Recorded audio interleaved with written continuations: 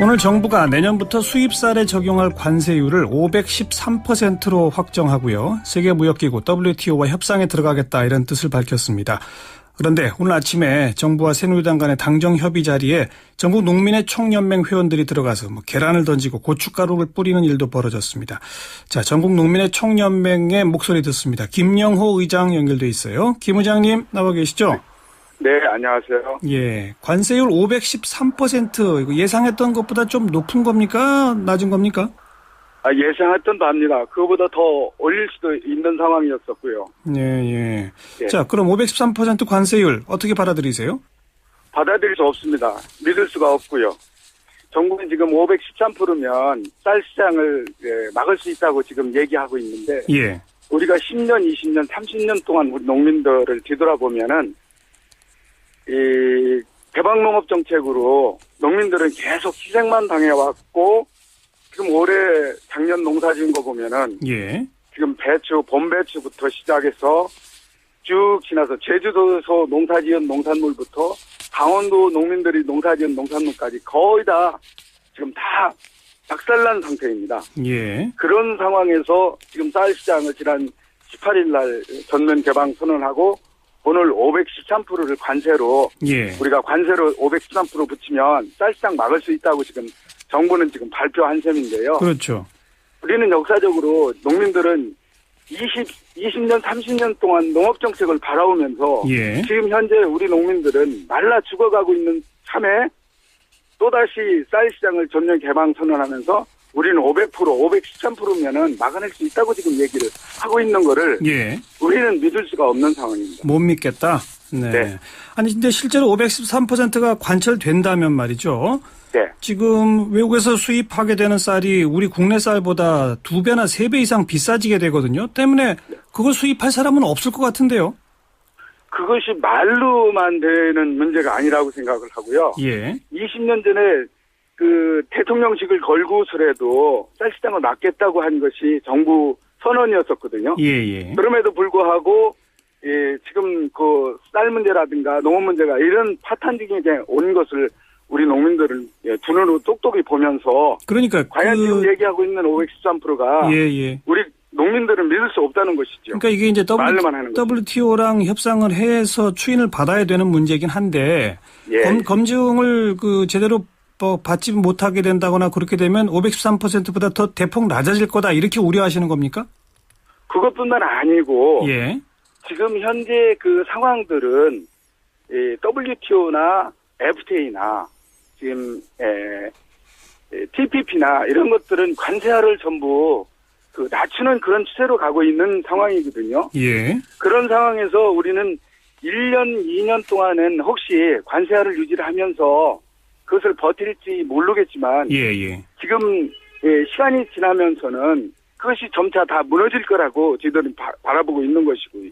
한 1, 2년은 513% 할지 모르지만 결국은 다시 쭉 내려가게 될 거다 이렇게 우려하신다? 그렇죠. 예. 글쎄요. 정부는 어쨌든 방금 말씀하신 그 자유무역협정 FTA라든가 또 TPP 환태평양 경제동반자 협정 이런 곳에서 쌀을 이 관세 철폐 대상에서 제외하는 노력을 계속 하겠다라고 말은 하는데 그것도 역시 믿지 못하시겠다 이 말씀입니까? 그래서 말로만 할 것이 아니라 그런 것들을 정확하게 적어도 우리 농민들은 20, 30년을 봐왔기 때문에 그래서 정확하게 법제화를 한다든가 또 책임 있는 그 정부 관계자 적어도 대통령이 이 우리 국민의 식량과 이런 부분을 갖다가 책임지고 법으로 만들어서 가겠다고 얘기한다고 하면 혹시 모르겠습니다만은 지금 이런 상황에서 그냥 말로만 513% 얘기하고 이런 상황에 대해서는 얼마 지나지 않아서는 그것은 국민들도 다 몰라지는 상황에서는 다 그것이 없었던 상황으로 한 상황이라고 저희들은 보고 있습니다. 법제화라고 말씀하시는데 어떤 법을 만들면 된다는 겁니까? 적어도 관세와 513%라고 하면 그것이 그 국회 동의를 받는다든가 또 법으로 만들어서 지금 우리의 쌀 식량 관세한 부분은 이건 변하지 않게 국회의 어떤 탄탄한 그 상황이라든가 이렇게 이 제도적 장치를 만든다고 하면은 그건 모르겠습니다. 그런 정도라면은 예. 그렇지만 지금 그런 것 없이 일방적으로 그냥 513%도 이건 어떻게 될지도 모르는 상황이고요. 알겠습니다. 알겠습니다. 네. 근데 이런 걸 국내 법으로 만드는 게 WTO 협정 위반이라서 혹시 그 제소당하면 우리가 더 불리해지는 그런 상황이 오는 건 아닐까요?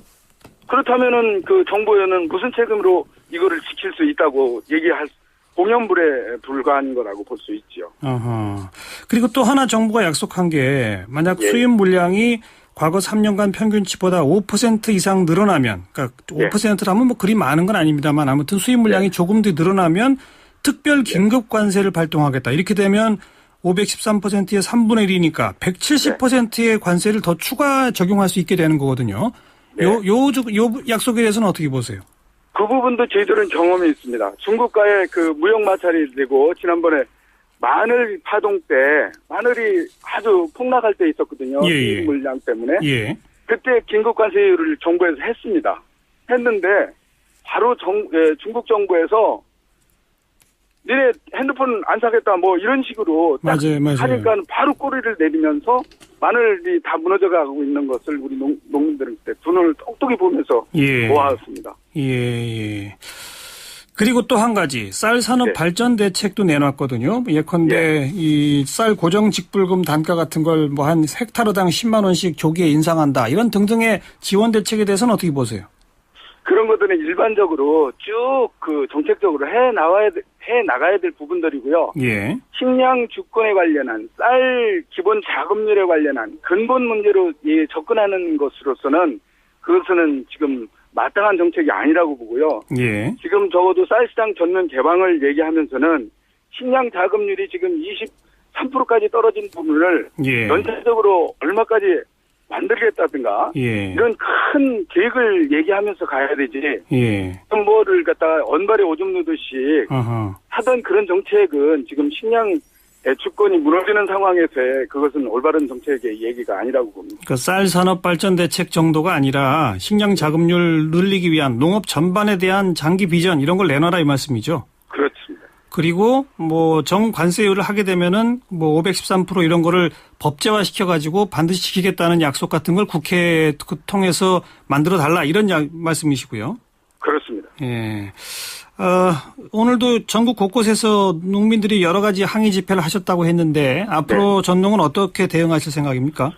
이 쌀 문제는 단순히 우리 농민들의 문제가 아니고 식량이 무너졌을 때 우리 전체 국민들의 문제라고 저희들은 생각합니다. 그래서 그 식량 주권이 무너졌을 때 안전한 먹을거리 자체도 무너지는 상황이 되기 때문에 이 문제를 저희들은 끊임없이 국민들한테 알리고 우리 식량 주권이 무너졌을 때 우리의 안전한 먹을거리, 안전한 우리의 밥상도 안전치 못하다는 것을 끊임없이 알려나가면서 함께 저희들은 홍보 활동을 해나가겠습니다. 예.